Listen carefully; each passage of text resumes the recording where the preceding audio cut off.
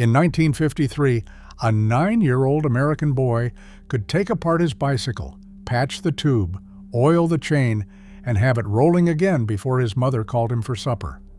Nobody thought that was remarkable. Today we hand that same job to a shop and a $20 bill.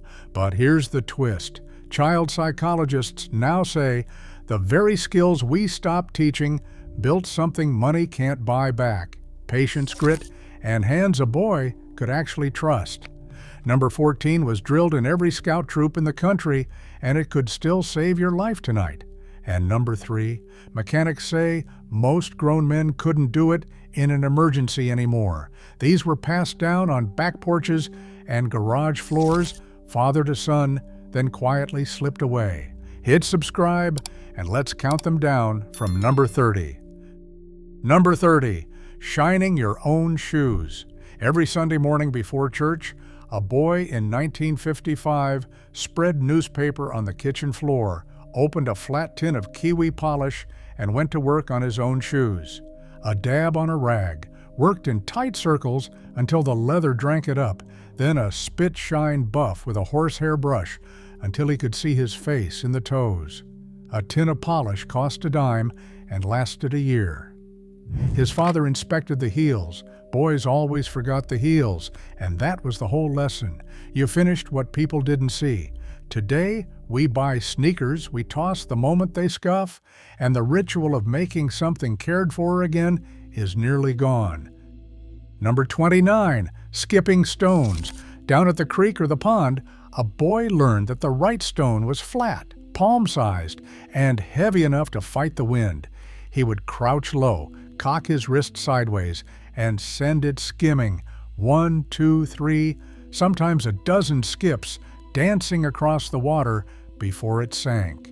It cost nothing but an afternoon. The skill was all in the read, the angle of release, the flick of the wrist, the flat, calm patch of water you aimed for. Boys held contests for hours, counting skips out loud. It taught a patience most kids never learn now, that some things you only get good at by failing 100 times in a row. A screen cannot teach the wrist that memory. Number 28, shooting marbles for keeps. Every boy carried a cloth sack of marbles, and the good ones, the shooters, the Aggies, the cat's eyes, were currency on the schoolyard. You drew a ring in the dirt, knuckled down with your thumb, and fired your shooter to knock the others out. Play for keeps, and you took home what you knocked out. Play sloppy, and you walked home with an empty sack. A bag of marbles cost a quarter, and a prize steely was worth trading a whole lunch for. The game taught aim, nerve, and how to lose your best marble like a man.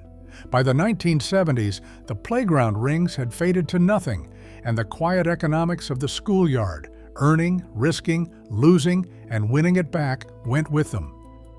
Number 27, flipping baseball cards. For a penny, you got a stick of gum and a stack of cards, and by 1956, every boy in America knew the games you played with them. You flipped them against a wall. Closest to the bricks won the pile. You matched heads or tails. You knocked down cards leaned against a stoop from 10 feet away. A boy learned to read the arc of a thrown card, the way a pitcher reads a batter. Nobody's mother knew she was tossing out a Mickey Mantle worth a fortune someday, because the cards were made to be played with, clothes pinned to bicycle spokes to make a motor sound. Today, those same cards sit sealed in plastic, never touched, never played. Number 26, carving a willow whistle. In spring, when the sap was up, a boy could walk to the nearest willow and come back with a whistle he made himself. He'd cut a straight green branch, tap the bark loose with the handle of his knife, slide the bark off in one clean tube, carve a notch and a mouthpiece into the wood, then slide the bark back on, blow, and it sang. The whole thing took 10 minutes and a pocket knife. It taught a boy that the world was full of things you could make instead of buy, that a tree by the road was raw material, not just scenery. Grandfathers passed the trick down on fishing trips. Now most children have never held a knife, let alone turned a stick into music. Number 25, making a kite from scratch. Before kites came folded in plastic bags, a boy built his own from 2 sticks, a sheet of newspaper, a ball of string, and a pot of flour paste. He'd lash the crossbar, cut the paper to the frame, tie on a rag tail long enough to keep it steady, and test the balance in the yard before the big launch. If it nosedived, he added tail. If it spun, he shifted the bridle. That trial and error was the whole point. On a windy March afternoon, the neighborhood sky filled with homemade diamonds, each one a little different. A store kite cost more than the materials and flew no better. Building the thing that carried your dreams up on a string, that was a lesson store-bought never taught.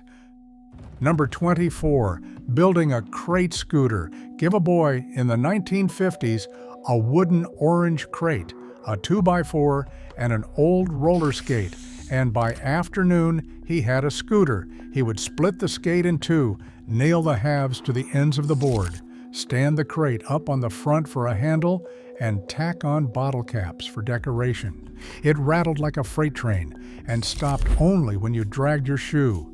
Nobody bought one. You built it from what the alley threw away. It taught scavenging, hammering, and the pride of writing something with your own name scratched into the wood. The crate scooter, loud and crooked and entirely yours, has rolled off into memory. Number 23, baiting your own hook. Before a boy could fish, he learned to dig his own bait, turning over a shovelful of dark garden soil after a rain and grabbing the night crawlers before they slid back into the earth. He kept them in a coffee can of dirt, and at the water's edge, he threaded the worm onto the hook himself, no squeamishness allowed. A can of worms cost nothing, and a boy who couldn't bait his own hook didn't fish. It was a small hardening, the first lesson that catching your supper meant getting your hands dirty. Fathers judged a boy by whether he flinched. Today, kids buy bait in a tub or skip the whole thing for a screen, and the quiet nerve of that first threaded worm is mostly gone. Number 22, tying the essential knots. Every boy worth his salt knew a handful of knots cold, the square knot that held, and the granny that slipped, the bowline that made a loop that wouldn't tighten, the taut line hitch for a tent rope, the clove hitch for lashing. Scout manuals drilled them, but so did fathers, roping a mattress to the car roof for the summer trip. A boy practiced with a length of clothesline until his fingers knew the moves in the dark.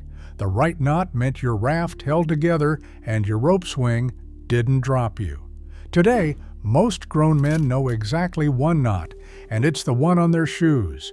The rope literacy of an entire generation has quietly frayed away. Number 21, making a slingshot. The perfect slingshot started with a walk in the woods, hunting for a Y-shaped branch with a fork the right width and thickness. A boy cut it, let it dry, then cut 2 strips from an old inner tube for the bands and a tongue of leather for the pouch, lashing it all together with string. Then came the practice, tin cans on a fence rail, hour after hour, until he could hit one at 20 paces. Fathers laid down the rule early, never at people, never at songbirds. The homemade slingshot, part toy and part discipline, taught a boy to control his own power long before anyone handed him anything bigger. Number 20, mowing with a real push mower. Before gas engines roared through every Saturday, a boy cut the lawn with a real push mower. No motor, just spinning blades driven by his own 2 legs. It was honest, sweaty work. He learned to overlap his rows so no strip stood tall, to lean into the hill going up and hold it back coming down, to oil the blades and keep them sharp, or fight the machine all afternoon. A neighbor might pay a quarter for a job done right, and a boy learned that done right meant the edges too. That whir of blades and the smell of cut grass was the sound of a boy earning his own money. Today an engine does the work, and the quiet pride of a lawn cut by hand is gone. Number 19. Reading a compass and map. A boy in the 1950s could be dropped at the edge of the woods with a compass and a folded map and find his way home. He knew how to orient the map to the land, shoot a bearing, box the needle, and count his paces to measure distance. Scout troops ran the drills, but plenty of boys learned it hunting with their fathers or roaming farther than their mothers knew. It built a sense of direction, carried in the bones. You were never truly lost if you could read the sun and the terrain. Today, a phone whispers every turn, and studies show our sense of direction is fading with each generation. The boy with the compass trusted himself. We trust the little blue dot. Number 18. Building a birdhouse. The first real carpentry most boys learned was a birdhouse, built in the garage under a father's eye. He measured twice and cut once, learned that a board splits if you nail too close to the end, drilled the entrance hole to the right size for a wren or a bluebird, and sanded the edges smooth. A few scraps of pine and a handful of nails, and a boy had made a home for something living. It taught the square and the saw, the difference between a job rushed and a job squared up true. That birdhouse hung on the fence post for years, the first thing a boy ever built that mattered. Now most children never hold a hammer, and the workbench sits quiet. Number 17. Sharpening a blade on a whetstone. A dull knife, every father said, was more dangerous than a sharp one, so a boy learned to put an edge back on steel with a whetstone and a few drops of oil. He held the blade at a steady angle, drew it across the stone in slow circles, felt for the burr with his thumb, then stropped it on an old leather belt until it shaved the hair off his arm. It took patience and a feel you couldn't rush. A good knife kept sharp, lasted a lifetime, and got handed down. The skill was small, but it stood for something. You maintained your tools instead of replacing them. Today we buy blades in blister packs and toss them when they dull, and the whetstone gathers dust. Number 16. Patching a bicycle inner tube. When a boy's bike went flat, he didn't buy a new tube. He fixed the one he had. He would pull the wheel, pry the tire off with spoons, pump a little air in and hold the tube to his ear, or dunk it in a bucket to find the hissing leak. Then came the patch kit. Rough the spot with the little metal scraper, spread the rubber cement, wait for it to get tacky, press the patch down hard, and hold it. A patch kit cost a dime and fixed a dozen flats. It taught a boy that most broken things weren't ruined, just waiting to be mended. Today, a flat means a trip to the shop, and the quiet competence of the roadside repair has deflated for good. Number 15. Splitting kindling with a hatchet.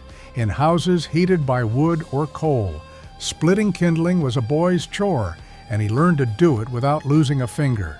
He set the hatchet on the wood first, then raised both together and brought them down, letting the weight do the work. He learned to read the grain, to split with it instead of against it, to keep his free hand clear and his eye on the blade. A cold morning depended on a full kindling box by the stove. It was responsibility with a sharp edge, a boy trusted with a tool that demanded respect. Central heating quietly ended the chore, and with it went one of the first jobs that made a young boy feel truly necessary. Number 14. Building a one-match campfire. This was the skill they drilled in every scout troop in America. Build a fire that catches on the first match. A boy learned to gather tinder dry as bone, birch bark, dead pine needles, the fuzz of a milkweed pod, then a nest of pencil-thin twigs, then finger-sized sticks laid in a teepee so air could climb through. He shielded the match from the wind with his body, touched it low, and coaxed the flame up gently. Waste your matches, and you ate cold and slept cold. It taught preparation, patience, and grace under a little pressure. It could still save your life on a freezing night. Today, most adults couldn't do it, and the one-match fire has all but gone out. Number 13, cleaning a fish. A boy who caught a fish was expected to clean it, and by 10, most could do it fast. He'd scale it back to front with the dull side of a knife, slit the belly, clean it out over the creek bank, and save the good part. It wasn't pretty work, but it closed the loop. You caught your supper, you prepared your supper, you understood exactly where it came from. Fathers taught it on the tailgate, and it hardened a boy in a healthy way, teaching him that food didn't arrive shrink-wrapped and blameless. Today, most kids have never seen the inside of the fish on their plate, and that honest knowledge of where a meal begins has quietly slipped away. Number 12, reading the sky. Long before phone alerts, a boy learned to read the weather off the sky itself.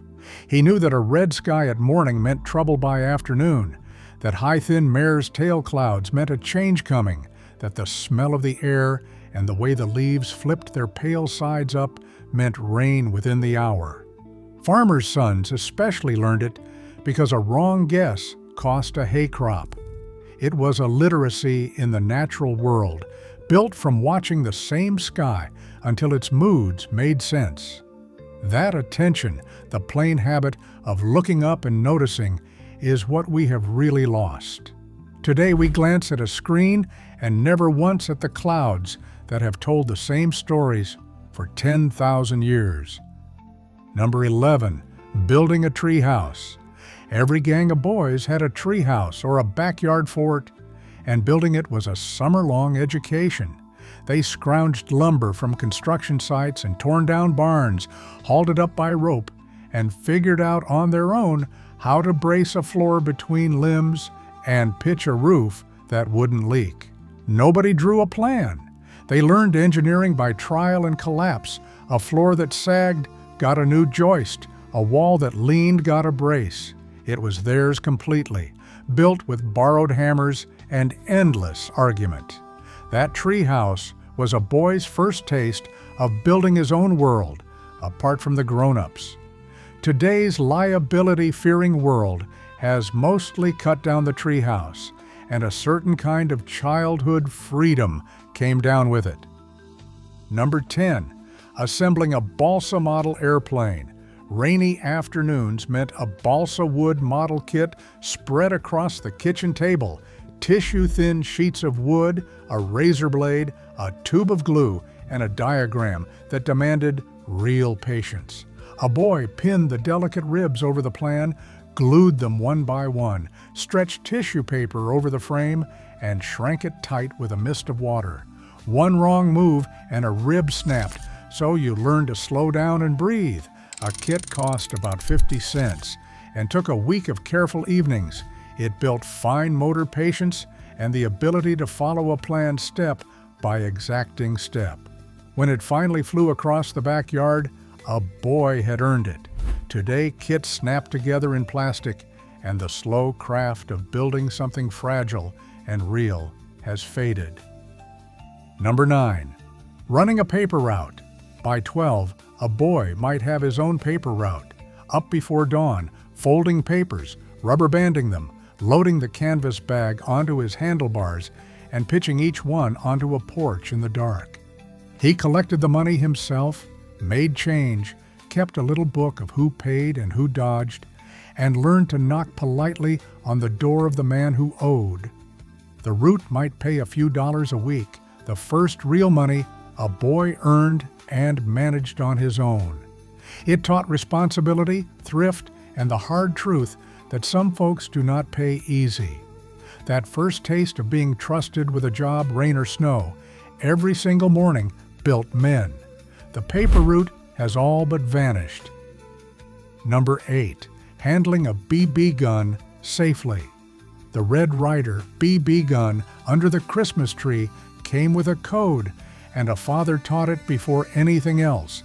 Treat every gun as loaded, never point it at a person, keep your finger off until you mean it. A boy spent hours plinking cans off a fence rail, learning to breathe, steady, and squeeze rather than jerk. The whole thing was really a lesson in responsibility. That power demanded self-control, and a moment's carelessness had consequences you couldn't take back. It was never about the shooting, it was about the discipline around it. That deliberate teaching of respect and restraint passed calmly from father to son is something a lot of boys never receive anymore. Number 7, wiring a lamp. A boy in the 1950s wasn't afraid of a screwdriver and a wire. When a lamp cord frayed or a plug cracked, he learned to strip the wire, twist the strands tight, loop them clockwise under the screw terminals, and tighten it down. His father showed him once, then watched him do it, and a real skill was passed in an afternoon. It taught how the invisible thing that powered the house actually worked, and it took the mystery and the fear out of it. A new cord cost a nickel. A whole new lamp was a waste. Today, we throw out the lamp, and most grown adults couldn't wire a plug to save their life. The everyday electrical confidence of a 12-year-old is gone. Number 6, building a crystal radio. For the price of a few parts from the hardware store, a coil of wire, a crystal, a safety pin, an earphone, a boy could build a radio that ran on nothing but the radio waves themselves. He wound the coil around an empty oatmeal box, rigged the detector, strung an antenna out the window, and then, like magic, out of the earpiece came a distant station riding in on thin air. No batteries, no plug, just a boy and the invisible signals filling the sky. It taught real electronics and the thrill of building something that seemed like it shouldn't work at all. Countless engineers traced their whole careers back to that first crackle in the earphone. Today the magic comes sealed inside a phone, and almost no child ever builds one. Number 5, whittling with a jackknife. The pocket knife was a boy's constant companion, and whittling was the patient art he practiced with it, on the porch steps, at the fishing hole, anywhere there was a stick and time to kill. He learned to always cut away from himself, to work with the grain, to take small, controlled strokes, and let the wood tell him where to go. Out of a scrap of pine came a boat, a slingshot handle, even a chain carved from a single stick to amaze his friends. The nicks on his thumb were part of the tuition. It taught patience, control, and the deep satisfaction of shaping something with your own 2 hands and one simple blade. Today, a knife in a child's pocket is a scandal, and the quiet meditation of whittling has all but vanished. Number 4, overhauling a bicycle. A boy's bike was his freedom, and he kept it running himself. He could flip it upside down on the seat and handlebars, pull the wheel, fix a thrown chain, true a wobbling rim by tightening spokes a quarter turn at a time, adjust the brakes, and pack the bearings with grease until the wheels spun silent and forever. Half the time he built his good bike out of 2 junkers hauled from the dump. A boy who couldn't fix his own bike walked, so every boy learned. It was mechanical literacy earned on the garage floor, a real understanding of how machines went together, and it became the foundation for fixing everything else in life. Today, a slip chain sends a family to the shop, and that grease under the fingernails competence is gone. Number 3, basic auto mechanics. By the time a 1950s boy could see over the fender, he was handing his father wrenches and learning the engine by heart. He could change the oil, gap a spark plug, set the points, change a flat by the roadside with a jack and a lug wrench, and coax a stubborn car to life on a cold morning.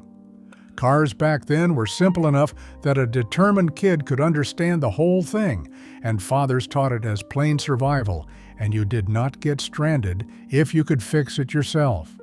Mechanics say most grown men today could not change a tire in an emergency. The engine has become a sealed mystery, and the confidence that came from knowing it has quietly disappeared. Number 2, mending your own clothes. It surprises people now, but a boy in the 1950s could sew.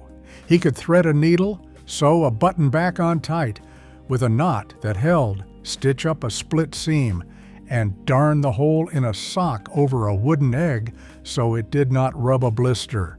Mothers taught it, and scout manuals reinforced it, because a boy heading off to camp or the service needed to keep himself together with nobody to do it for him. It wasn't thought of as women's work. It was self-reliance, plain and simple. A spool of thread cost a nickel, and it saved a good shirt. Today we throw out a shirt over a single missing button, and the quiet independence of a boy who could mend his own clothes got thrown out with it. Number 1. Building and racing a soapbox derby car. And at the very top, building your own soapbox derby racer, the crowning project of American boyhood. It pulled every skill together. A boy scavenged orange crates, baby buggy wheels, and scrap lumber, then sawed, hammered, drilled, and sanded a car low and sleek enough to fly downhill on gravity alone. He rigged a steering system from rope and a bolt, aligned the wheels so it ran dead true, and painted it until it gleamed. Fathers and sons bent over the thing for weeks in the garage, and the great All-American Soapbox Derby in Akron drew thousands. Then came race day. A boy in a homemade car he understood down to the last nail, hurtling down a hill under his own power. It was carpentry, mechanics, patience, and nerve, all in one glorious machine. Nothing a boy could buy ever meant as much as the car he built with his own hands. That, more than anything, is the childhood we let slip away. That's our countdown, 30 skills that once turned American boys into capable, confident young men before they had even finished grade school. They weren't taught in classrooms. They were passed down on garage floors and creek banks, father to son, until convenience quietly made them disappear. So here's my question for you. Which one did you learn as a kid, and which one are you going to teach again? Tell me down in the comments. And if this brought back a memory, hit that like button so more folks can find it. Thanks for watching.